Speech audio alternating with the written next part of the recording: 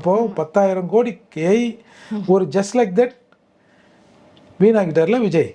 அப்பேற்பட்ட விஜய் வந்து ஆட்சிக்கு வரணும், ஒரு 6 மாதம் ஆட்சி செய்யட்டும்பா அப்படின்னு உண்மையிலே நினச்சா எப்படி அது ஸ்டாலின் எப்படி நினைப்பாரு?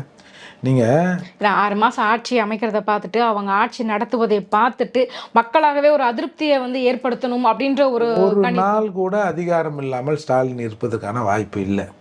தனக்கு நேர் எதிரான ஒருத்தர் ஆட்சி அதிகாரத்தில் உட்காருவதை ஸ்டாலின் கனவிலும் விரும்ப மாட்டார். 10 வருஷம் அப்படிதானே இருந்தாங்க அவங்க. 10 வருஷம் ட்ரை பண்ணி தானே இருந்தாங்க. ஏங்க நீங்கள் கருணாநிதி அவர்கள் வந்து சாதிக்க முடியாததை ஸ்டாலின் சாதிச்சாரா இல்லையா? 10 வருடங்கள் கருணாநிதி சாகிற போது சர்க்கரை நாற்காலியில் உட்காந்து அந்த மனுஷன் ஐயோ நம்ம திருப்பியும் முதல்வர் பதவிக்கு வரமுல்லையே நொந்து தானே செத்தார். அப்பேற்பட்ட சாணக்கியன் கருணாநிதியால் சாதிக்க முடியாததை ஸ்டாலின் சாதிச்சார்ல. தப்போ சரியோ 3%, 3% நீங்கள் என்ன வேணாலும் சொல்லுங்கள், சிஎம் ஆனாரா இல்லையா? அடுத்து பாராளுமன்ற தேர்தலில் ஜெயிச்சாங்களா இல்லையா? அப்போ இந்த வெற்றி கருணாநிதியால் ஈட்ட முடிஞ்சுதா? அவ்வளோ சாணக்கியத்தனமாக அவ்வளவு எந்த லெவலுக்கு வேணாலும் போகலாம், எதை வேணாலும் நாம் வந்து செலவு பண்ணலான்ற அளவில் இருந்து ஆட்சியை பிடிச்சவர். இப்போ ஏடிஎம்கே கூட தோற்றுருந்தா கூட ஸ்டாலின் வந்து கொஞ்சம் சரி நம்மளுக்கு ஈக்குவலானவங்க ஆட்சி செஞ்சுருந்தாங்கன்னு நினைப்பார்.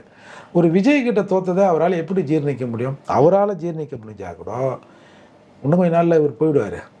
அதுக்கப்புறம் வந்து ஸ்டாலின் தான் இருக்கிறாரு, இவர் நம்ம உதயநிதி தான் இருக்காரு.